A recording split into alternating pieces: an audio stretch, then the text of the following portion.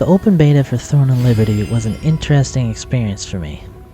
There were things I thought were pretty good, and other things I despised. Lately I've been on a bit of a quest to find an MMO that grabs my attention and doesn't bore me right away. Something new that hasn't been around for 15 years. Also, one I can play on console, which admittedly is a hell of a task in and of itself. So when I heard about Throne and Liberty, I was intrigued. I have two disclaimers before I give my thoughts on the game. The first being that I did the entirety of my playing on an Xbox Series X. The second is I was not able to get to level 50 and experience all elements of the game offered during the beta. I was only able to do solo content and get to around level 25, but I do feel I played enough to get a strong sense of what the game is. This is a beta after all, so the hope is that a lot of things will be polished up by the game's full release. Right? Right? Right.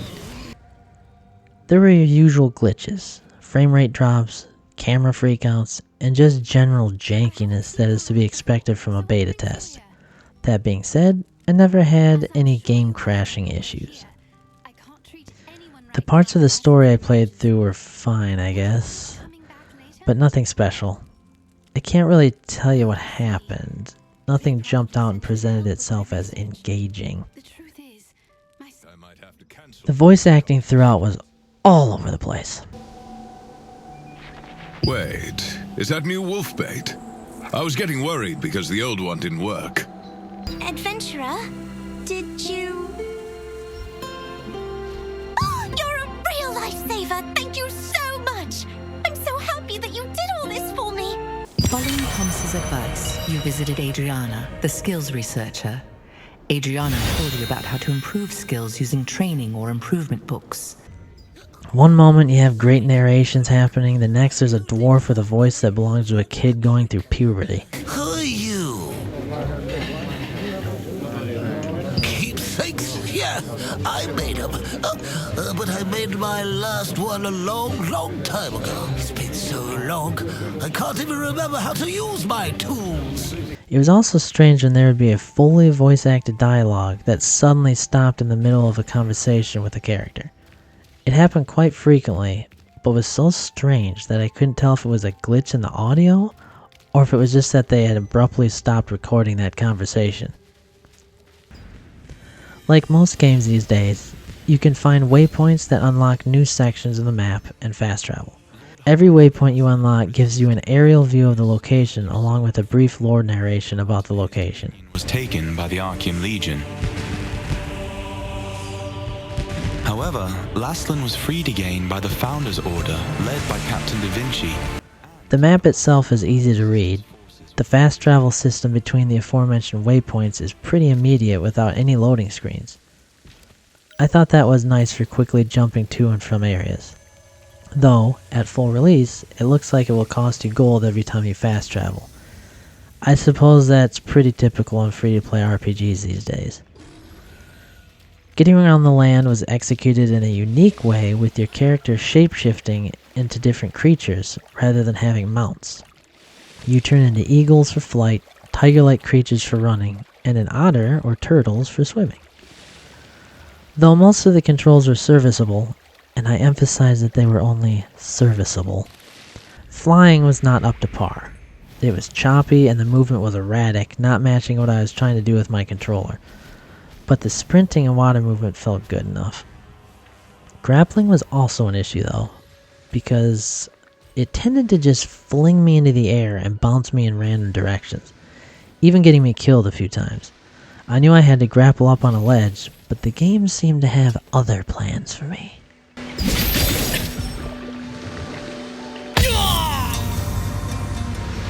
Overall, I got used to the controls, but I don't like having to get used to them. They should just feel natural and fit the game. But I may do. Except in one area, which is actually my biggest complaint about my entire experience of the game. The menus. My God, the menus. The UI is absolutely mind-boggling on console. I'm sure on PC it wasn't much better, but at least you have a mouse. On an Xbox controller? No. Just no. It's atrocious. The few MMOs that are on console all struggle with their menus. But this one takes the cake. It's laid out okay, I guess. Some screens are better than others. But the first screen is kind of just a big brick of rectangle buttons to push to go to a new menu. Oh, and every time you push B to go back a page in the menu, it exits the entire thing instead of going to the previous section. But the main problem is that literally every single page of the menu, whether it's your skills, character, inventory, collectibles, quests, battle pass, whatever, they are all traversed a different way. Some pages use only the D-pad. Some pages use the D-pad to select, but a thumbstick to flip between sections. Other pages have a mouse-like reticle that you move with the thumbstick and press A to select things. Sometimes you scroll just by moving down with the D-pad. Sometimes you scroll with the right thumbstick. Other times you scroll with the left thumbstick by having the aiming reticle in the section of the menu you want to scroll. Or, best yet, sometimes the reticle has to be specifically on the scroll bar for it to work. It's simply way too confusing to have to remember how to control each menu screen independently of the others. It needs to be consistent. I think with the amount of options, having the reticle you move with the thumbsticks is probably the best option on console. Either way, please just pick a style and for the love of God, stick with it across all the menus. This has to be addressed because it made any menu management unbearable. And we all know being in our menus is half of the experience with an RPG. You know something I did like though? The combat. I know some people out there really hate the combat system in this game. I actually thought it was pretty good. Compared to other games of the genre like Elder Scrolls Online or RuneScape, I actually thought it was engaging and smooth. You can mix and match two different weapons at a time with their connected skills. I liked being able to utilize both sets of skills on the fly without having to switch weapons. As long as both weapons are slotted, you can use the abilities that go with either one. The controls took some getting used to, as with everything else, but that's what you get for playing an MMO on console. Once I got the hang of it, it wasn't bad. The combat effects were great and it felt like I was making contact with the enemies.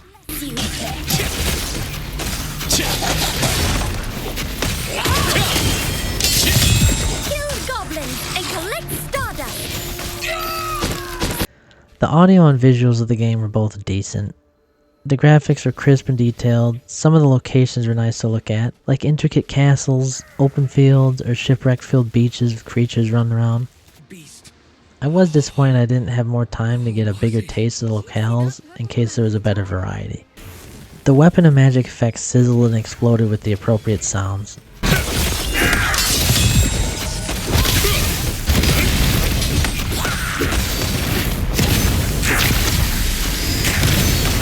The rain effects in particular actually felt pretty authentic, like I needed to blink hard to get raindrops out of my eyes.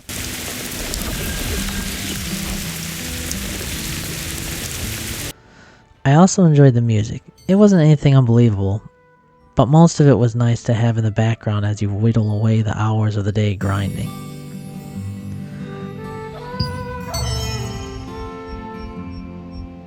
Although some of the music definitely gave me some Harry Potter vibes, I felt like maybe I should be watching an owl fly through Hogwarts or something.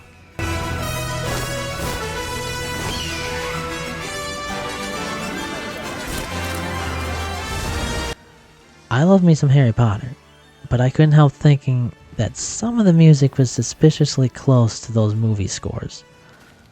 Also, and maybe it's just me, but that guy in the opening cutscenes, is that a blue-eyed, blonde-haired 1940s Harry Potter or something? You get my drift? One random thing I enjoyed was the Resident Evil style item investigation. You have to spin the object around and inspect it to discover hidden compartments and attain the concealed item or detail you need from that object. Sure, it made no sense to have that in this type of game, but why the hell not? As with any game these days, there are, of course, our friends, microtransactions. There's definitely an ominous shadow cast over this game when it comes to microtransactions and mobile-esque game mechanics. There are things you can purchase with in-game currency that you have to buy. During the beta, they give you a ton of currency so you can test out the shop and such. I'm not sure how invasive the shop will be at this point, though you could see certain things to buy. It was clear there were definitely large portions of the shop that were not live in the beta. So we'll have to see how the shop is at launch. But as it stands right now, it's about what you'd expect. Spend real money, get fake money, buy cosmetics and leveling boosters. Speaking of level boosting, I definitely got those mobile game vibes in that area. I don't like those vibes. Even though the game is free to play, it just doesn't belong in a game like this, especially when it's an integral part of leveling up. Okay, so there are multiple battle passes. I know that is starting to bleed into more mainstream games, but that doesn't make it any less aggravating. There's a battle pass that you pay to unlock, then there is a different one called a leveling pass. When you level up, you get extra rewards to unlock, but you have to pay for them. I'm sorry, what? We're already pretty accepting these days, whether we should be or not, of battle passes and in-game purchases. But having multiple passes in one game and one is directly connected to leveling, that just ain't right, man. Leveling up is a basic and essential mechanic of RPGs. I shouldn't be asked to spend money to get level up rewards. They should just happen. Especially when the rewards we're talking about, for both passes honestly, are mediocre at best and over-the-top mobile gamey at worst. For example, the majority of rewards from the leveling pass are items you have to consume to level up. I do not like this type of system. In fact, I loathe it. I prefer leveling through any other means than using a tome, spending my gold, and watching a bar fill up until I hit the next level for that item. I feel like that also takes away from any excitement in finding cool or interesting loot, because you know that loot will only be good after spending a billion tomes and gold to fill up a circular XP meter for every item and skill you want to improve. I'm disappointed I didn't have an opportunity to play with other people, other than whoever was running around the same zone as me. Maybe that would have made the game better. I doubt it. I didn't progress enough to do PvP or guild activities, but honestly that's not really my thing in these types of games anyways. I'm more of a solo explorer adventurer that likes to dabble in co-op. So though this is admittedly a limited impression, it's based off of how I intend to play MMOs. I feel the 10 or so hours I played is enough to give me a good feel for the game overall. That is the point of a beta test after all. I've tried some of the other recent free-to-play games that were supposed to be fully fleshed out experiences. I'm looking at you, the first Descendant. Throne and Liberty stands out and actually has some decent stuff to check out. But as soon as you start investing time, you start to discover the evil underbelly of mobile game progression systems and shitty as hell UI. The core gameplay itself isn't bad, but it's also not enough to make up for the bad core mechanics of the game. I wanted to like this game. I really did. I'm so tired of trying to find an MMO that's worth my time these days. Maybe the developers will take the information and feedback from this beta test and do something with it. But if the recent years of game releases have taught us anything, it's to expect bad things and be happily surprised if there isn't a shitstorm or disappointment at release. I was hoping for a game I could really sink my teeth into and get lost in, but I'm thinking it's more of a game that will sink into the back of my mind and get lost among better, more polished games. Who knows? Maybe I'll be surprised in September at Throne and Liberty's full release. But my magic 8 ball says that isn't likely. Good job, everyone.